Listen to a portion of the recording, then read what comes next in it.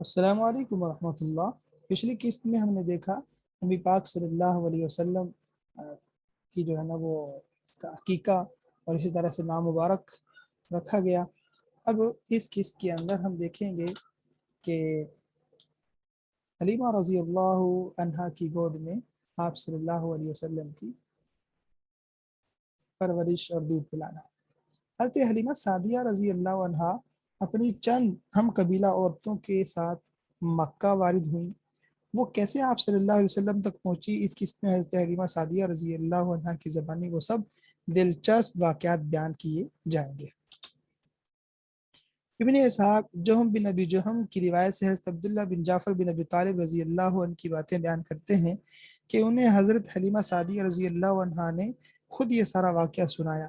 حضرت حلیمہ سعدیہ رضی اللہ عنہ بیان کرتی ہیں کہ جب قبیلہ بنی سعد یعنی بنو حوازن اسی بڑے قبیلہ کا ایک ذیلی قبیلہ تھا جس سے حضرت حلیمہ سعدیہ رضی اللہ عنہ کا تعلق تھا، تو اس بنی سعد میں کسی سال مکہ میں کئی بچوں کی پیدائش کی خبر پہنچتی تھی، تو بنی سعد کی عورتیں ان بچوں کو اجرت پر دودھ پلانے کے لیے مکہ کی طرف لپکنے لگتی تھیں۔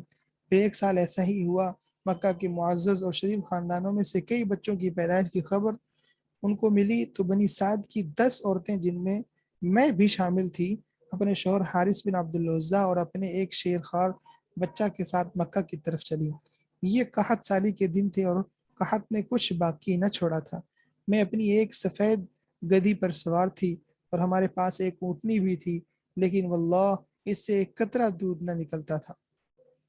ادھر بھوک سے بچہ اس قدر بلکتا تھا کہ ہم رات بھر سو نہیں سکتے تھے۔ نہ میرے سینے میں بچہ کے لیے کچھ تھا اور نہ اونٹنی اس کی خوراک دے سکتی تھی، بس ہم بارش اور خوشحالی کی آس لگائے بیٹھے تھے۔ میں اپنی گدھی پر سوار ہو کر چلی تو وہ کمزور اور دبلے پن کے سبب اتنی سست رفتار نکلی کہ پورا قافلہ تنگ آ گیا۔ خیر ہم کسی نہ کسی طرح دودھ پینے والے بچوں کی تلاش میں مکہ پہنچ گئے۔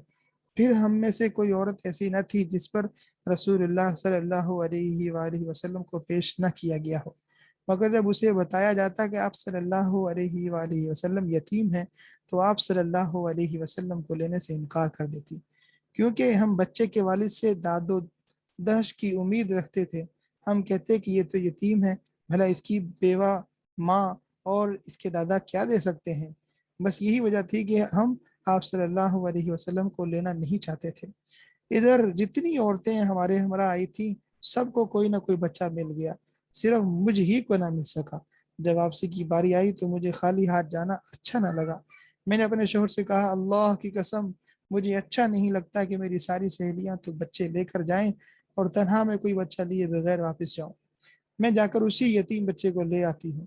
شوہر نے کہا، کوئی حرج نہیں، ممکن ہے اللہ اسی میں ہمارے لیے برکت دے۔ یہ فیصلہ کر کے جہاں میری ساتھی عورتوں نے رات بھر کے لیے پڑاؤ ڈالا تھا، میں بھی رات گزارنے کے لیے وہیں ان کے ساتھ پڑ گئی۔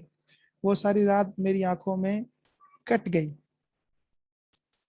کیونکہ نہ تو میرے یا میرے شوہر کے کھانے کے لیے کچھ تھا اور نہ ہی میری گدھی اور اونٹنی کے لیے چارہ تھا۔ میرا شیرخوار بچہ عبداللہ ساری رات میرے پستان چچوڑتا رہا، لیکن چونکہ میں خود اس رات فاقہ سے تھی تو میری چھاتیوں سے دودھ کہاں سے اترتا۔ خیر وہ رات تو میں نے جیسے تیسے جاگ جاگ کر کاٹ لی اور صبح ہوتے ہی وہی یتیم بچہ لینے چل دی۔ یہ بھی خیال تھا کہ اس بچے کی ماں سے اتنا تو پیشگی مل ہی جائے گا کہ جس سے میں اپنے اور اپنے شوہر کے لیے کھانے پینے کی کوئی چیز اور اپنی گدھی اور اونٹنے کے لیے چارہ لے سکوں گی۔ جب میں اس بچے کو لینے اس کی ماں کے پاس پہنچی تو وہ مجھ سے بڑی خندہ پیشانی سے پیش آئی اور اپنا بچہ مجھے دیتے ہوئے اس کی دودھ پلائی کی جو رقم مجھے دی وہ بھی میری توقع سے زیادہ تھی۔ اس کے علاوہ وہ بچہ جسے میں یتیم سمجھ کر مجبوراً لینے آئی تھی اتنا خوبصورت تھا کہ میں نے اپنی ساری زندگی میں اس سے زیادہ خوبصورت بچہ کبھی نہ دیکھا تھا۔ وہ جب ہمک کر میری گود میں آیا اور پھر میرے سینے سے لگا تو مجھے اتنا سکون ملا کہ جس کا بیان کرنا مشکل ہے۔ جب میں بچے کو لے کر اپنے ڈیرے پر واپس آئی اور اسے اپنی آغوش میں رکھا تو دونوں سینے دودھ کے ساتھ اس پر امڑ پڑے۔ اس نے جس قدر چاہا شکم سیر ہو کر پیا، اس کے ساتھ اس کے بھائی نے بھی شکم سیر ہو کر پیا۔ پھر دونوں سو گئے، حالانکہ اس سے پہلے ہم اپنے بچے کے ساتھ سو نہیں سکتے تھے۔ ادھر میرے شوہر اونٹنی دھونے گئے تو دیکھا کہ اس کا تھن دودھ سے لبریز ہے۔ انہوں نے اتنا دودھ دھویا کہ ہم دونوں نے نہایت آسودہ ہو کر پیا اور بڑے آرام سے رات گزاری۔ صبح ہوئی تو میرے شوہر نے کہا، حلیمہ، اللہ کی قسم تم نے ایک بابرکت روح حاصل کی ہے۔ میں نے کہا، مجھے بھی یہی توقع ہے۔ اس کے بعد ہمارا قافلہ روانہ ہوا۔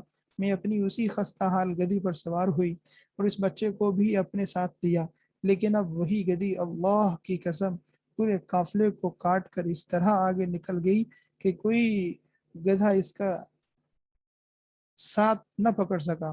یہاں تک کہ میری سہیلیاں مجھ سے کہنے لگی، او ابو زویب کی بیٹی، ارے یہ کیا ہے؟ آخر یہ تیری وہی گدھی تو ہے جس پر تو سوار ہو کر آئی تھی، لیکن اب اتنی رفتار کیسے؟ میں کہتی، ہاں ہاں، اللہ کی قسم یہ وہی ہے۔ وہ کہتی، اس کا یقیناً کوئی خاص معاملہ ہے۔